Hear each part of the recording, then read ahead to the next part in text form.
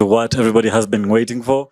And at this juncture, we are going to welcome Miss Wairimu Gitau. Those who do not know Miss Wairimu Gitau, she's one of our lecturers here at Daystar University, and she also owns a podcast called Safari Podcast. And just like I said earlier, if you have any plans of starting your own podcast, kindly reach out to Miss Wairimu Gitau after the interview and just pitch yourself, because something I know is you do not have to start big. And actually, that's our big conversation today.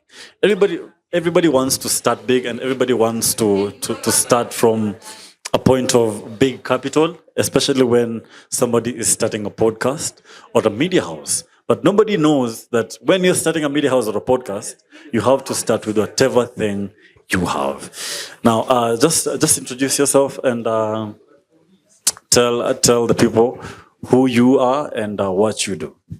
Thank you, Presley. It's amazing to be here, and it's such an honor to be back at Daystar. I was just sharing with the team, Kiplagat and Kasper and Natasha. I think Natasha is Kiplagat and Liz. Yeah. The people I've met, amazing folks that I studied here way back in 2004, 2006. Mm-hmm.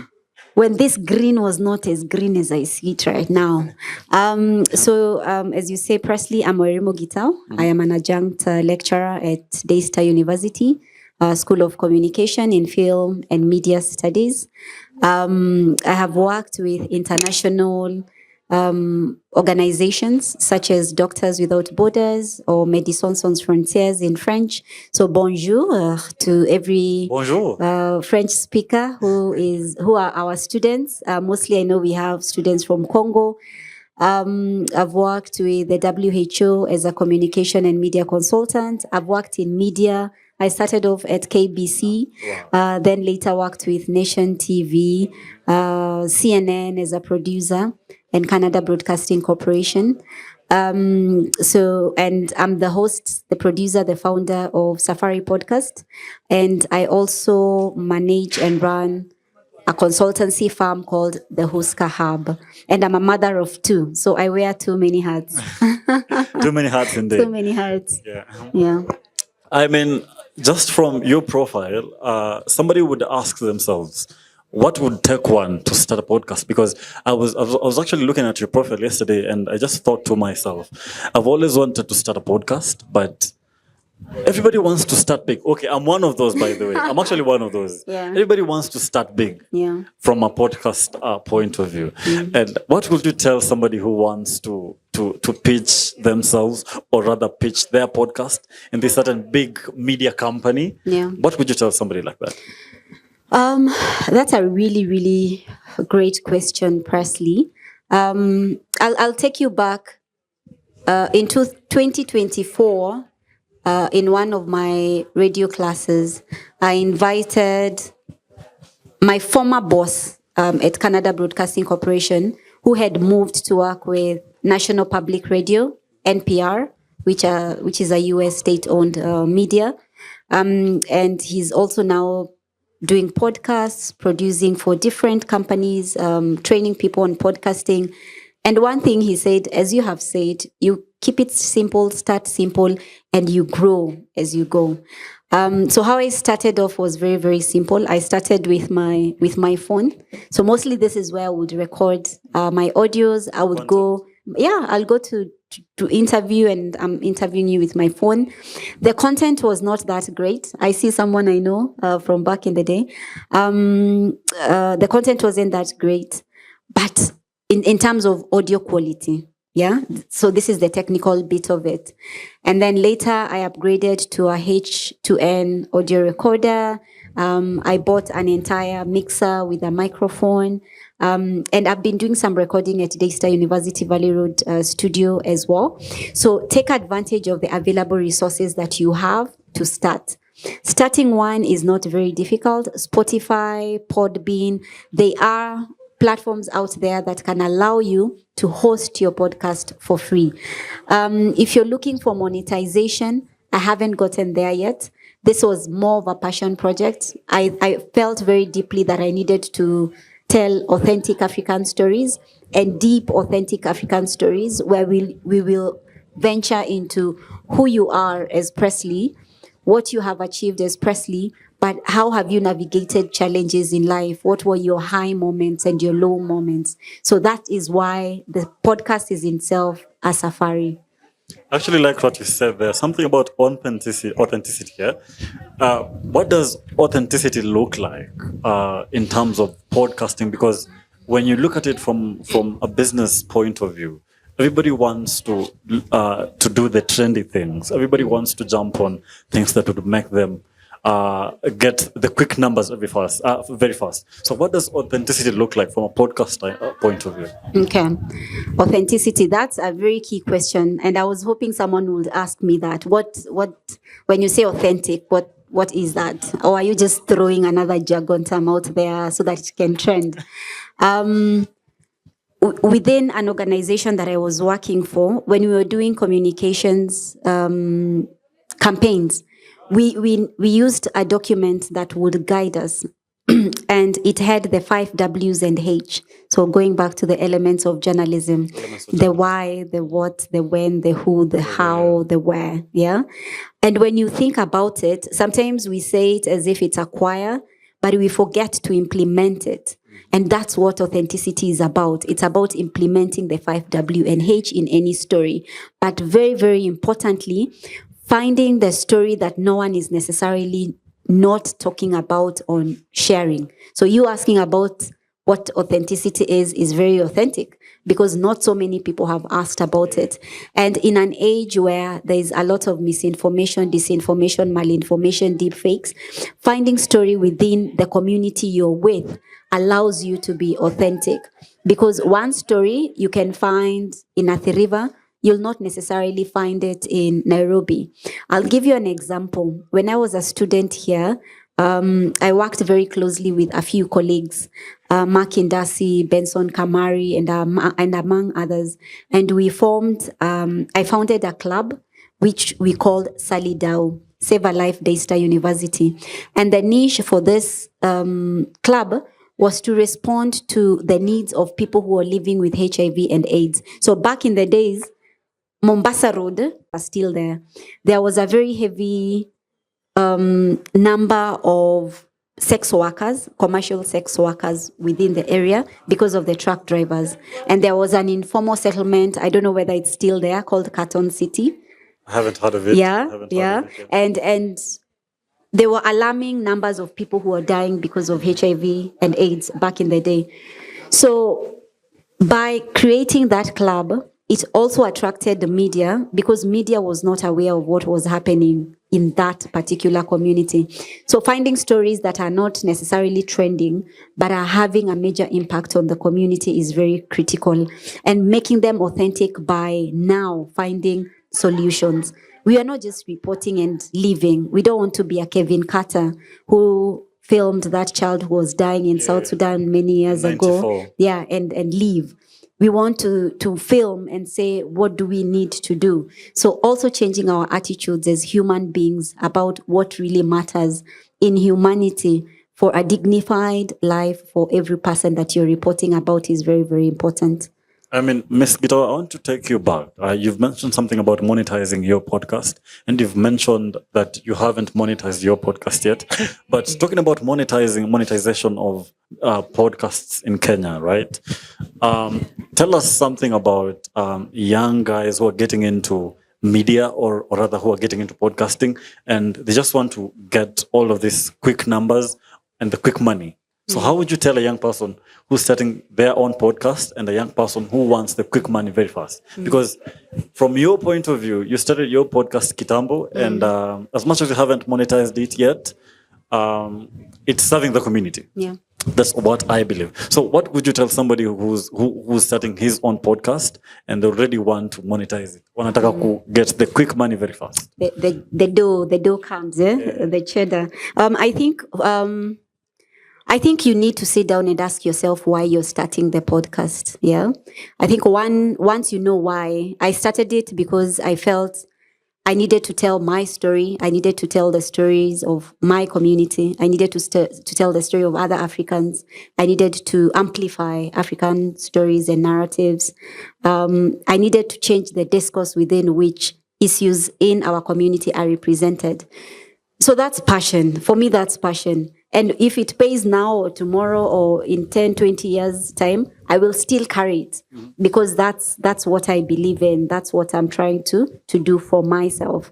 If you're intending to do it for money, then I will say go for it. Do your research properly. Go on Cloud or Chat GPT or Gemini Notebook. Ask, how do I monetize my podcast in Kenya? Talk to other podcasters. In my class this semester, audio production and communication by radio, I told my students there is an association based off Lagos. It's called Association for Podcasters and Voice Artists.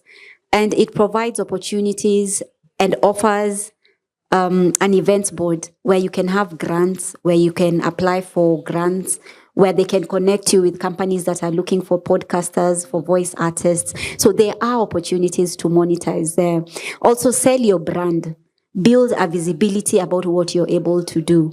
Put your work out there. Put your work on LinkedIn. Put your work on IG. Put your work on Facebook. Put your work on platforms that people can be able to see and call you. Take people out for coffee. When you're on LinkedIn, you see a communications manager for PRSK. She was here. There were two. Ask them, can I take you out for coffee? I have a pitch. I can do a podcast for you. These are my terms. Some will say yes. Some will say no. But don't stop knocking those doors if you want to monetize. Again, go back to why you're doing what you're doing in terms of production and content creation. I think, Ms. Gitau, I think one of the biggest conversations when it comes to media and when it comes to media is everybody says media is dying in 2026. It is. And everybody talks about how podcasts... Don't shoot me. Okay, it's fine. Everybody has their own opinion. It's fine. And everybody says media is dying in 2026. And guys have been talking about how podcasts are taking other people's spaces. What's your take on that? Because, okay, I'm a big fan of podcasts. By the way, I watch one of the biggest podcasts in Kenya. It's called Mic Check Podcast. A big shout out to them. Yeah. And over time, when they have different discussions about the country or media, sometimes they say that media is dying, which is actually true, by the way. But how does it look like when you say media is dying when there are young content creators who are doing legit things, who are doing news who are doing news that wouldn't even take a penny from them? So what's your take on that? I wouldn't say media is dying. I wouldn't agree with that philosophy, statement, or stance. What I would say, I think media is transforming. Media is adapting. Media is struggling, but not dying. When we had TV come out, people were like, what will happen to the radio? It's gonna die. It's gonna die. TV will overtake. But what happened to radio? It adapted. It's adapted to fit to what audiences want.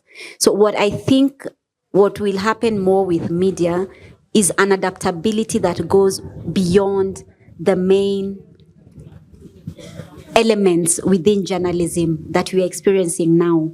So we were focusing on, we are the journalists, we need to tell the people the story. And I think the adaptability and the paradigm shift will come when media will start working with audiences. Media will start crowdsourcing for content from audiences to keep them engaged. Media will be able to solve problems because they've been able to bring people together to talk about issues that are affecting them.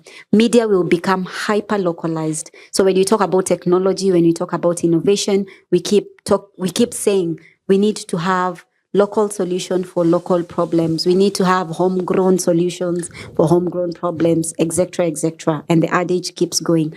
So what media will do is to find a niche where they are filling a gap that AI may not be able to fill. So if the sewer system within Daystar is not working, well, I can go and ask AI, how do I fix the sewer system? But if I don't have technicians who are able to fix it in the community, I wouldn't really know. And if I don't have someone flagging, maybe they are in the school of nursing side, that there's a problem there, how will the media then be able to report on what's there? Because you cannot cover everything. So it's more transformative in a manner that it's filling a gap with much more hyper local solutions than never before. And then in terms of revenue stream, this is where co-creation will come important. Because if I am paying via paywall to read a story on Nation or on Citizen or listen or watch, then I want to be able to know that it's going to serve my purpose. Because I'm not just going to pay to read. I mean, how many books are in the libraries that people actually don't buy because it's not speaking to their taste, it's not speaking to their preference, and it's not solving any issue in them. So media is transforming, media is adapting, media is formulating mechanism for thriving in a digital and in an AI era. And you've mentioned something about radio that I've always wanted to ask people who are in the media space. Something I've never understood about radio is one, how does radio make money? And also, a normal mwananchi would ask themselves, okay, fine, I love radio, but do you think radio is dying? With the rise of podcasts, especially modern radio. Yeah. I think it depends. I think it really depends. I wouldn't say it's also dying. I think it's also it's being challenged by podcasters, by people who are producing Safari podcasts. I want to listen to long form. You want to listen to mic check. Someone else wants to listen to crime investigative on Spotify. I would say again, it's adapting. But we are also Africans. The core essence of being an Africa is our community. So I've just walked to Shine FM this afternoon with Liz, and I'm like, man, I miss this. Yeah, because when I'm a podcaster, if I'm running this solo, I take my recorder, I go to the field, I record, I invite guests, I go back, I edit, all solo. So it's very alienating.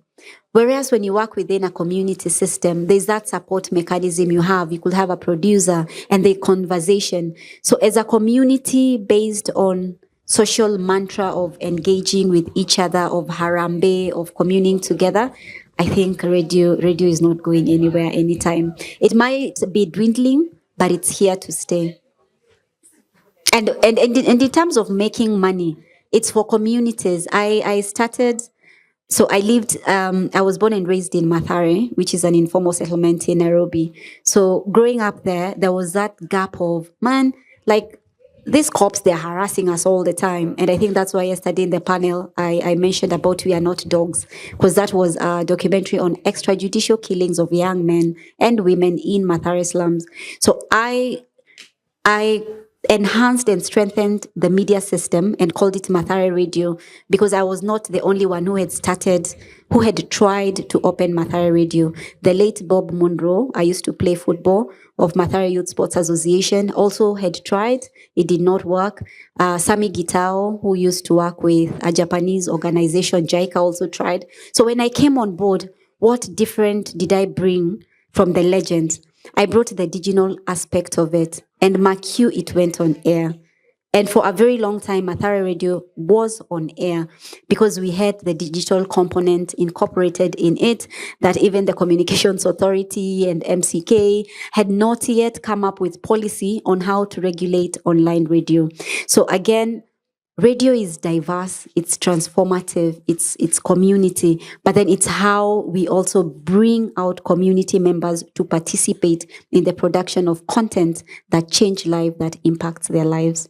I mean, there you heard it from the horse's mouth. And as we finalize, one thing I'll say is I've gotten to learn a lot about what radio is about what media is all about.